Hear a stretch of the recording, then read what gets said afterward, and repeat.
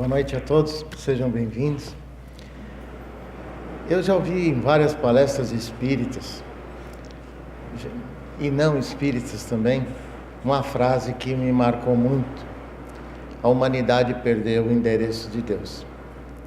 Então eu resolvi falar sobre isso um pouquinho hoje. Não se preocupem com esse barulho, porque nós temos telhas metálicas que são apoiadas nas vigas metálicas do teto. E o que aconteceu foi que um parafuso lá na ponta soltou e o vento está batendo. Nunca uma telha dessa saiu voando, eu espero que não aconteça isso hoje, né? Mas eu acho que não vai acontecer porque o barulho ainda está fraco. Amanhã a gente aperta o que tiver solto. Muito bom. Aconteceu comigo certa vez que uma pessoa estava na plateia, eu fazendo uma conversa. No final foi todo mundo embora, ele também se escondeu um pouquinho, daí a pouco ele me viu sozinho e voltou. Chegou e falou: olha, eu sou uma pessoa muito simples, eu não pude estudar, eu não entendo quase nada do que se fala nessas palestras. Quando eu pego um livro desses que vocês dizem que a gente tem que estudar, eu não consigo entender, eu não consigo ir adiante de algumas páginas, porque eu sou uma pessoa muito simples. Será que Deus sabe que eu existo? Será que Ele me ouve? Aí, graças a Deus, dias atrás, eu tinha escutado uma palestra do Rossandro Kinja. Quando vocês quiserem assistir uma palestra espírita, vai no Google, digita lá, palestra espírita Rossandro. Aparece um monte de palestras desse cara que é muito divertido, muito interessante as palavras dele, ele é psicólogo, e são palestras belíssimas. Eu tinha ouvido uma palestra dele há uns dias atrás, que uma pessoa tinha chegado para um camarada e perguntado exatamente isso. Então eu fiz aquela cara de sábio assim, falei: você tem celular? Ele falou: tem. Deixa eu ver. Na hora que ele tirou o celular, era uma réplica, né? Mas era um smartphone, chinesinho, tudo, mas era um smartphone. Eu falei: quando você pede uma pizza por esse celular, quando você tenta comprar alguma coisa, o Google não sabe quem você é? Depois que você saiu daquela parte, toda vez que você entra no teu e-mail, tem aquela régua lá mostrando tudo que você já pesquisou. Se o Google sabe quem você é, imagine Deus. Você acha que o Google é maior do que Deus? É mais importante do que Deus? Ele tem uma coçada na cabeça, porque na verdade ele usa muito mais as redes e o celular do que ele pensa em Deus, né? Aquilo ali, o pensamento dele. Eu falei: não, você tem que entender a importância e a tecnologia que tem Deus frente ao Google. Google não é nada, é um grão de areia, né? Dentro da tecnologia embarcada que você tem, da tecnologia divina que criou o universo. O que acontece com você acontece com várias pessoas. A gente começa a assistir o desenvolvimento do mundo tecnológico, toda essa correria, todo esse monte de coisas que você tem que fazer, mas não sabe por quê, né? E aí você começa a ficar sem tempo de pensar em Deus, já que você acha que Ele não interfere, que Ele acha que, talvez você ache que Ele não te ajude quanto você pede, não é? Então você vai se afastando, e todos nós estamos nos afastando. Aí a gente tem que pensar o seguinte: não há quem de nós não se apaixone pela tecnologia e se admire e a respeite muito, né? Até uma etiqueta de barra, de código de barra que tem no supermercado, né? Você compra tudo, tem uma etiqueta, você passa lá, a leitora lê, sabe o preço, sabe a origem, dá baixa no estoque, em alguns sistemas até já emite um pedido, porque chegou na hora de pedir de novo. Parece maravilhoso. O Google, então, qualquer coisa que você digita lá, você tem aquele mundo de respostas, não é? Só que a gente esquece que nós todos temos uma etiqueta de barra, que se chama DNA, não é? Quando você pega um pacote no supermercado e você arranca a etiqueta e vai passar na leitora, nada mais funciona. Tem que se chamar 2, 3 pessoas para saber o código, o que era, o que é aquilo, não sei lá, tem que pegar um similar para passar na etiqueta, né? Porque cada produto tem uma etiqueta. Você é inteirinho etiquetado. Todas as suas células têm DNA. A escaminha de pele, você deu coçou aqui, caiu um monte de escama de pele aqui que você não vê, todas elas têm DNA. Nós estamos há 20 anos estudando DNA, foi distribuído para o mundo inteiro, né? E todo mundo, aquilo que apura, aquilo que aprende, manda para uma central. Então se criou o genoma humano, o DNA das coisas e de tudo que é vivo. A gente não entende o tamanho disso, a importância disso. Se Deus marcou cada uma de suas células, imagine a importância que Ele dá a você. A tecnologia que é isso, comparada a essa brincadeira que a gente tem, não é nada. A primeira ameba que começou a nadar nas águas, há 1 bilhão e tanto de anos atrás, tinha DNA. Então Deus tem essa tecnologia desde sempre e sabe de tudo e controla tudo através dela. Aí quem pensa ainda que Deus é um velhinho barbado com um cajado, né? A fim de ajudar uns, castigar outros. Não é assim. Deus é extremamente complexo, completo. Nós vivemos dentro dele e principalmente Ele vive dentro de nós, porque Ele criou cada um de nós. Então tem uma fagulha dele aí dentro do seu peito, que é sua obrigação fazer brilhar, fazer se aquecer, para fazer se reacender. Se a gente fica admirado com as coisas do mundo, a gente fica sem tempo para Deus. Ele não se importa, não está nem aí. Se você é religioso, se você é ateu, se você não acredita nele, ele não se importa. Porque existe um só caminho, todo mundo vai chegar. Alguns vão demorar centenas ou milhares de anos, diferente do outro, para chegar, mas o caminho é só esse. O que a gente está aqui tentando alertar é que é preciso, todos os dias, pegar um pouquinho de tempo para pensar nisso. Toda hora que você for dormir, quem não faz uma oração, passe a fazer. Não precisa nenhuma oração rebuscada, a coisa mais simples do mundo, tipo, meu pai, estou aqui, à tua disposição, ou eu estou aqui, oba, qualquer coisa. E pense, faça um balanço do seu dia. O que você plantou para a vida eterna? E o que você fez de inútil durante o seu dia? Você vai ver dia após dia que você está jogando sua vida fora. Você passa no máximo 100 e poucos anos aqui. E todo mundo te diz, todas as religiões do planeta dizem que a vida é eterna, que há vida após a morte. Todas as religiões do planeta. Então, se a vida é eterna e você passa 100 anos aqui, o que é 100 anos frente à vida eterna? Não é nada. Mas, se você desperdiçar essa vida, você talvez tenha que pagar mais uma ou duas. E você não vai querer voltar em certas situações. Porque a gente tem que voltar para tapar buraco, né? Para refazer aquilo que não fez direito. Eu, como não tenho mediunidade ostensiva nenhuma, eu não ouço, não vejo, não cheiro, nada. E quem não tem nenhuma aptidão assim, eles colocam para fazer palestra, para encher o tempo, ou então para conversar com os espíritos quando tem uma sessão mediúnica. Então eu estou há mais de 30 anos conversando com espíritos. Já conversei com um bocado de gente do outro lado. E eu posso garantir a vocês que 99% estão arrependidos do que fizeram aqui. Então eu não quero que a gente se arrependa com o que está fazendo aqui. Que a gente arrume um tempo para Deus. Né? E é entendendo o que Ele faz e o que Ele opera, como Ele opera, que a gente pode salvar essa encarnação. Nós estamos todos mergulhados na depressão.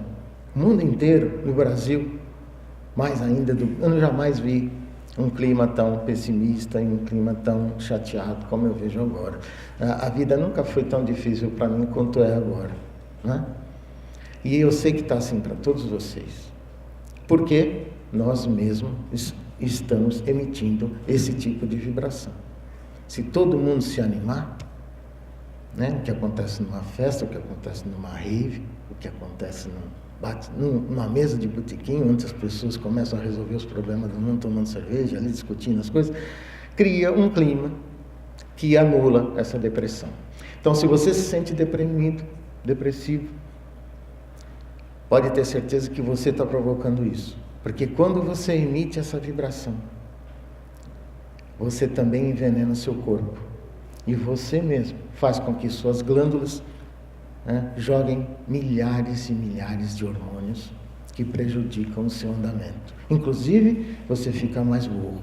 Porque quando você joga toda essa química no seu corpo, você vai ficando inseguro e vai ficando com medo. O medo provoca nova injeção desses mesmos, né, elementos que vão te deixando cada vez mais deprimido. Tem gente até que não quer nem sair da fossa. Não, eu vou ficar aqui mesmo, na fossa, porque não tem jeito, eu saio, daí a pouco eu estou, e está gostoso aqui, está quentinho. Então já está na fossa há muito tempo. A gente tem que tomar cuidado com isso. A gente pode e tem toda a condição de reverter esse negócio. Nós temos computadores, nós temos aviões de última geração. Você pega um avião de última geração, tem mais de 70 computadores enormes, workstation que toma conta dele. Ele levanta sozinho, voa sozinho, pousa sozinho. Não é? Meu filho é comandante e ele voa na China. Então, é muito mais seguro deixar o avião fazer tudo, porque o avião não precisa enxergar, porque lá neva, chove, tem poluição, e não se enxerga absolutamente nada. O avião aponta na cabeceira da pista, fazendo tudo sozinho, porque lá tem estações de rádio mandando sinais, né? A empresa aérea pede para o piloto pegar o avião só quando ele tiver certeza e ele estiver vendo a pista mesmo. Se não, deixa o avião pousar sozinho. Em várias situações, ele tem que pegar o comando, porque ele só vê a pista quando está realmente a 500, 600 metros da cabeceira. E é aí que ele pega o comando, que o avião, que estava vindo muito bem, todo certinho, dá aquela bambeada, aquela zambetada, porque o avião pousa muito melhor do que ele. Só que quando o avião vai pousar no automático, ele derruba o avião. Quando ele chega a alguns metros, né, ele cai e pum, porque é o jeito mais seguro de pousar. O trem de pouso é projetado para isso, mas é desconfortável para o passageiro. Então a companhia aérea pede, sempre que for possível, pousa você. Ele dá aquela zambetada, mas apoia um trem de pouso, depois o outro, é mais macio. De vez em quando o pessoal até aplaude e tal, né? Então, existe toda essa tecnologia que a gente fica abismado e fica admirado. Mas nós temos uma tecnologia embarcada muito superior a essa. Cada um de nós é um Boeing de última geração. Só que a gente vai trabalhar de bicicleta ou de patinetezinho, porque a gente não sabe pilotar o avião. A gente precisa estudar, a gente precisa entender como as coisas funcionam para a gente começar a pilotar a nossa vida. A nossa vida vai no automático e a nossa vida vai sendo regida por pessoas que acham que comandam o mundo e tomam a frente de Deus. E muitas vezes a gente os reconhece como um Deus. A gente tem que ter nossa própria opinião. A gente tem que estudar muito, porque não existe nada simples. A gente gosta de pegar as coisas e botar numa caixinha, né? Mediunidade, essa caixinha. Deus, essa caixinha, essa aqui eu vou botar até uma chavinha, um cadeadinho. Aí, não, as coisas não cabem em caixinha. Não existe ponto final nesse tipo de estudo. Não termina o livro nunca. Nós temos que ir caminhando. Quando você consegue pegar um pouco dessa paz de espírito e desse rumo, aí você já não esquenta tanto a cabeça com coisas que realmente você não pode e não precisa esquentar. Você vai vendo que a maioria das coisas que você faz é pagar contas, né, de coisas que você comprou que realmente você não usa e não precisa. Mas o sistema te bombardeou, né? E você foi lá e comprou e montou coisas e tudo mais. A gente parece uma peteca no jogo de peteca. Alguém dá um pum daqui, um pum de lá, bam, bam, bam. De vez em quando você cai na areia, se mela todo, alguém vai, pega e dá-lhe bordoada de novo. Se você estudar um pouquinho a situação, você começa a tomar rédeas da sua vida. Você consegue entender o que você está fazendo aqui e como você deve se comportar. Para isso existem as crenças, para isso existe o endereço de Deus, para isso existem as religiões. Todas elas são muito boas. Em todas elas, em todo o templo religioso, tem bons espíritos trabalhando lá. Os espíritos não são propriedade do espiritismo, né? Eles estão em todas as igrejas, em todos os templos. Você deve encontrar uma que fale a sua língua, uma que você se sinta bem, que você se identifique e fique lá. Quando você está se sentindo mal, quer vir tomar um passe aqui, venha. Mas se você se sente bem lá, não deixe de ir lá. No teu templo, conversar com o teu pastor ou com o padre, sei lá o quê. Nós aqui somos especializados em certas coisas, a gente consegue ajudar em certas coisas. Remédio para depressão, por exemplo, quem toma, todo mundo toma, aquela história toda, é bom e é importante. Num certo período, se você tiver apoio espiritual, enquanto você está tomando remédio, você chega em algum lugar. Se você só está tomando remédio, sem conexão divina, não adianta nada. Então não é para deixar de tomar remédio, é saber quando e como tomar, sendo apoiado de alguma forma. Seja lá em qualquer templo que você queira ir. É aprender a fazer a conexão. E para fazer a conexão você tem que ter esperança e perseverança. Duas energias importantíssimas. Se você não tem esperança que isso aqui está sendo monitorado e controlado por alguém e sendo mantido funcionando por alguém, você está perdido.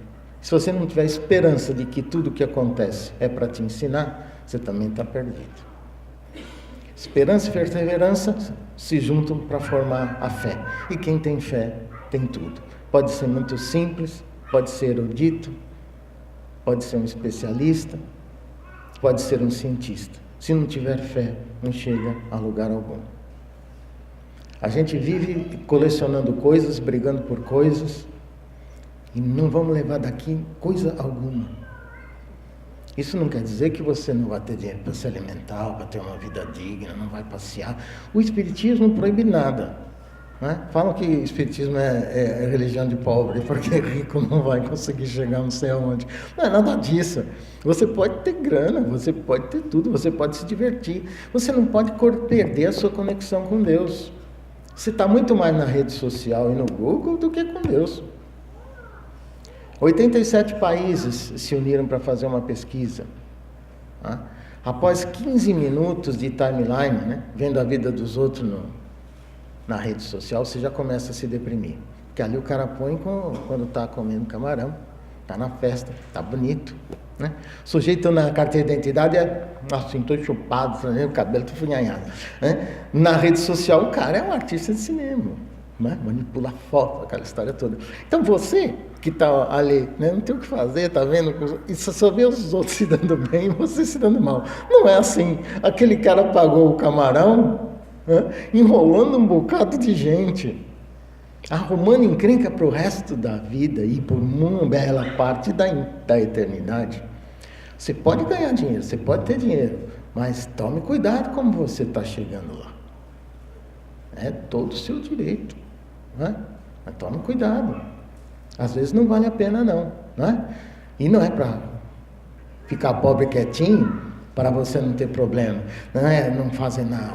A coisa é muito difícil, porque se você fica quietinho, você esconde seu talento, não é? E se você anda com o bumbum encostado na parede para não acontecer nada, não ajuda ninguém, mas também não prejudica, também não vive. Chega lá, vai tomar babada do mesmo jeito. Rapaz, você foi lá, você tinha uma lista de coisas para fazer, você não fez nada. Você tinha que ajudar essas pessoas aqui, você não ajudou. Mas eu não fiz mal nenhum. Você não foi lá para fazer, você foi para aprender, você não aprendeu nada. Vai precisar voltar. E para fazer tudo de novo.